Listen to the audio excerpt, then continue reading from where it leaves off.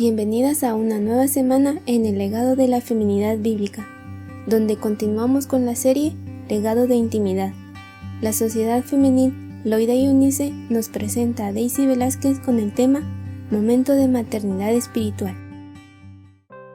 Estoy muy contenta de que esté aquí.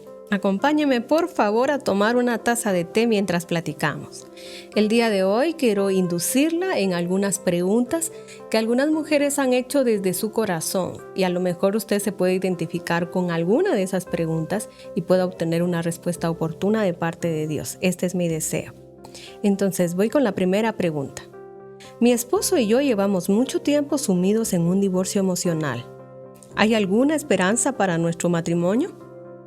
Y entonces, lo que voy a hacer yo es contestar esa pregunta con dos preguntas. Alguien dijo alguna vez que cuando uno contesta una pregunta con otra pregunta, evade la pregunta original. Yo no quiero evadirla, más que todo quiero llevarla al foco del propósito de esta pregunta. ¿Hay alguna esperanza de que Dios sea glorificado? Sí, 1 y 1000 veces sí. ¿Hay alguna esperanza para tu felicidad temporal? No hay garantías. Tu propósito debe ser la gloria de Dios. No puedes hacer que tu esposo te ame ni puedes forzarle a que sea franco y cercano. Pero sí que puedes preguntarle a Dios cómo reconectar con tu esposo. Tú no sabes lo que tu esposo necesita, pero Dios sí. Pídele que te muestre cómo vivir una vida de misericordia en tu matrimonio y que te dé la gracia para hacerlo. Busca la ayuda de una mujer mayor comprometida con Dios para que te guíe y ore por ti. Dale permiso para decirte la verdad y ayudarte a hacer lo bueno y lo correcto. Comparte tu carga con ella y así se hará más ligera. Esta es la manera del pacto. A menudo uno de los mayores obstáculos para restaurar un matrimonio es la cuestión de quién va primero.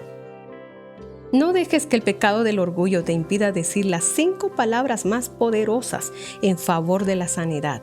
Me equivoqué, por favor, perdóname. Esto es importante de notar. El orgullo es una de las armas más peligrosas en contra de un matrimonio. Así que ahora paso a la segunda pregunta. ¿Cómo puedo fomentar la intimidad en nuestro matrimonio? Entonces te ofrezco estas ideas como respuesta. La intimidad conyugal comienza con la intimidad entre el padre y su hija. Pídele al Señor que te muestre las hojas de higuera de tu pecado. Quizás sean expectativas emocionales que tienes acerca de tu esposo. Quizás sean hábitos sexuales pecaminosos. Quizás sea resentimiento debido a alguna decepción. Evita esos pecados empapándote de la palabra de Dios y orando para que su poder cubra a tu esposo, así como te ha cubierto a ti. La palabra de Dios celebra el amor conyugal, así que una esposa debería hacer lo mismo. Voy a continuar con la tercera pregunta. Tengo apenas 30 años y anhelo casarme.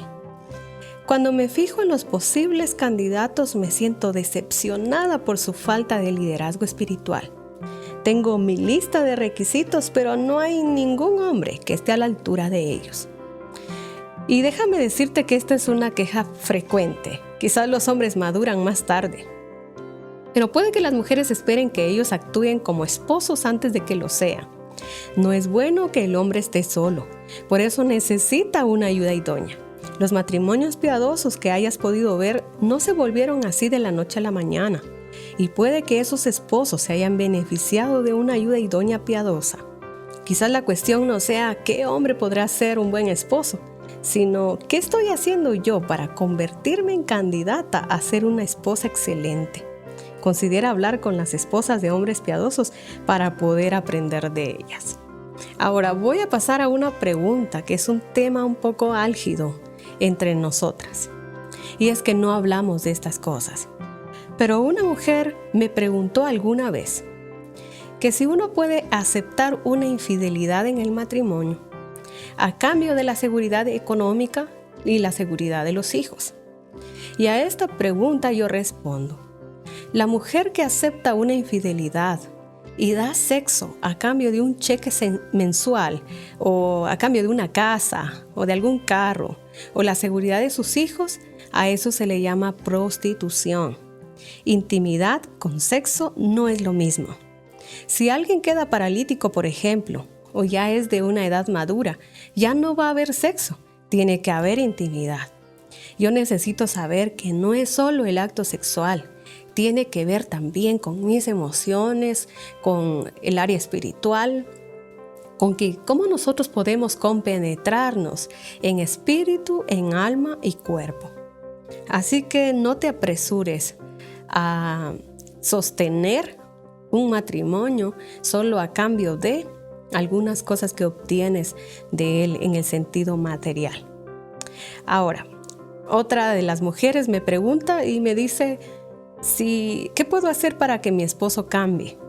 Y entonces yo respondo, no puedes hacer absolutamente nada, porque el único que convence de pecado, de justicia y de juicio es el Espíritu Santo. Y tú no eres Doña Espíritu Santo, tú no puedes cambiar a nadie. Y para que tu esposo pueda cambiar, él tiene que acercarse al Señor. Como dicen, no podemos obligar a nadie a pedir ayuda. Alguien dijo, puedes llevar el caballo al río, pero no lo puedes obligar a beber agua.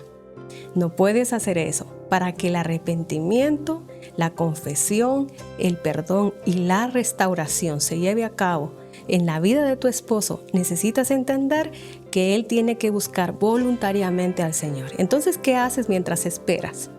¿Te consagras en fidelidad al Señor? Oras por tu esposo de día y de noche y le pides a Dios que actúe poderosa y soberanamente sobre su vida. Otra mujer me pregunta, ¿qué pacto es válido? ¿El de una infidelidad o el del matrimonio? Ahora, te voy a dar el contexto de esta pregunta. Estamos hablando de relaciones sexuales. Entonces, como se cree, el sexo nos hace una sola carne. Y la pregunta de esta mujer va dirigida a saber si cuando mi esposo tiene una relación sexual con otra persona que no soy yo, o sea, la esposa, ¿cuál, hacia dónde podemos ver ese pacto?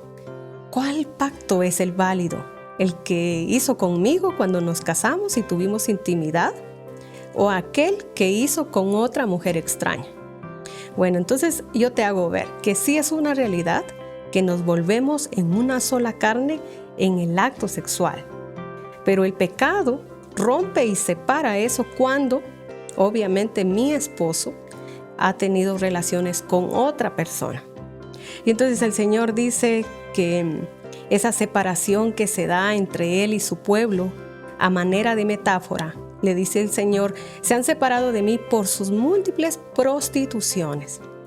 Entonces, si mi esposo se fue con otra y se unió con ella, la confesión hacia mí rompe esa barrera. El matrimonio es lo único que Dios reconoce como vínculo. Así que no pienses que al hacer esto tu esposo, el pacto que hiciste con él en el momento del matrimonio se ha deshecho, porque esta no es una verdad. El matrimonio es lo único a los ojos de Dios que es válido. Y obviamente la restauración tiene que venir de las dos partes para que juntos restauren, para que juntos levanten y construyan de nuevo aquello que se ha deshecho o perdido. Hay una mujer preguntándome y dice, yo no tengo deseos de estar con mi esposo.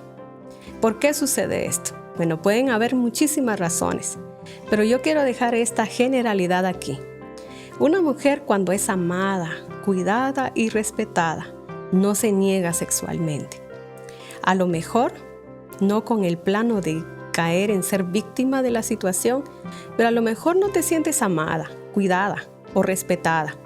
En otras palabras, es que no has alimentado o no te han alimentado esa área de la intimidad, y por esa razón es que te cuesta estar con tu esposo. La próxima vez que hables con él, sea honesta y dile que necesitas eso en tu vida. Ahora, algunas personas me han preguntado de forma general y dicen, ¿qué es el matrimonio entonces? Entonces yo te hago ver que el matrimonio es una estructura donde no es un desagüe sexual, sino es una demostración de amor constantemente, que a veces puede venir extendiendo el perdón.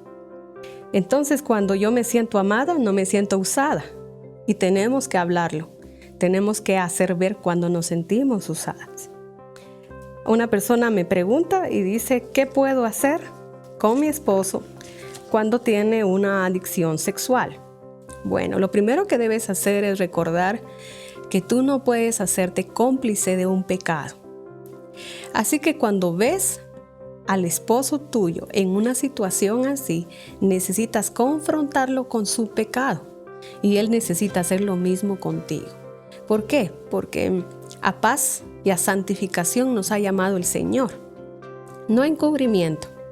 Así que necesitamos llegar a Él y luego, como dice Mateo 18, si Él no entiende de esa manera, necesitamos buscar a 2 o más testigos y luego extenderlo ya a otro grupo mayor, pero no debes hacerlo primero con su familia, debes hacerlo en realidad en primer lugar con Él. El matrimonio es para vivir juntos, aunque la condición financiera sea pobre, porque el matrimonio es para compartir la vida. Así que en una situación como esa, lo primero que tienes que hacer no es salir corriendo, no es pensar que por alguna razón yo me tengo que ir. Tienes que luchar por seguir en esa unión conyugal. Ahora, ¿cómo sano la desconfianza?, dice una mujer. Bueno, primero reconoce que necesitas encontrar la confianza en tu Señor. La Biblia dice en Jeremías capítulo 17, versículo 5, que maldito el ser humano que confía en otro ser humano y que de esa manera se desconecta de Dios. Necesitamos entender que la confianza solamente se recobra cuando yo entiendo que Dios, como mi buen Padre, está sacando todas las cosas a luz, porque Él no va a permitir que su hija esté siendo engañada. Así que yo no necesito estar con GPS en el celular de mi esposo, ni necesito vigilarle o manipularle revisando sus estados en el teléfono. Yo necesito confiar en el Señor, que como buen Padre, así como lo dice Efesios 1, capítulo 1, quiero decir, habla de que Él es un Dios de luz y todas las cosas las traerá a luz a su tiempo. Así que no te preocupes, no tienes que ser la policía de tu esposo. Necesitas entender que hay un buen Padre que está siempre contigo. Vamos a dejar hasta aquí esta parte de los consejos matrimoniales y continuamos en nuestra próxima sesión.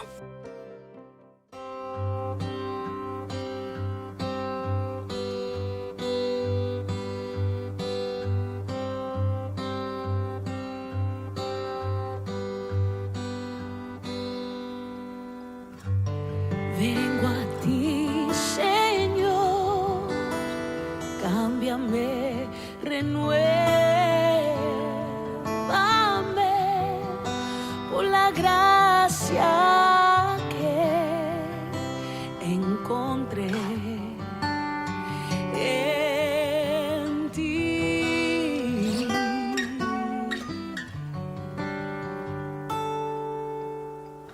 Ahora sé que las debilidades que hay en mí desvanecerán por el poder de tu amor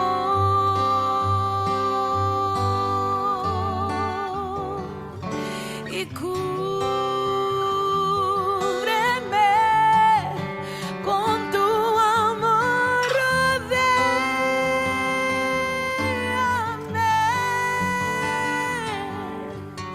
tómame,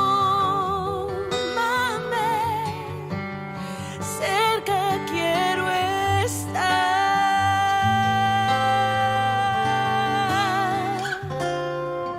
Y al esperar nuevas fuerzas yo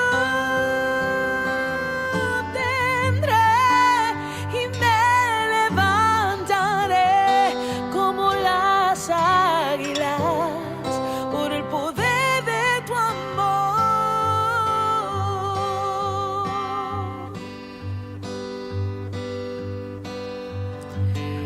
Yo te quiero ver cara a cara, oh Señor, y conocer así más de ti.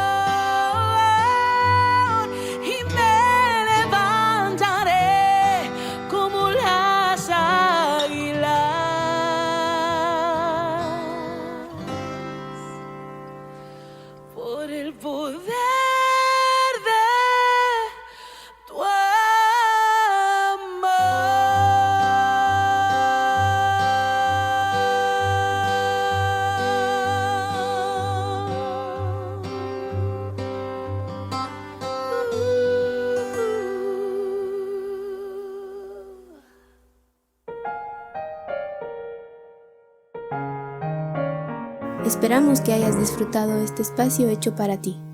Hasta pronto.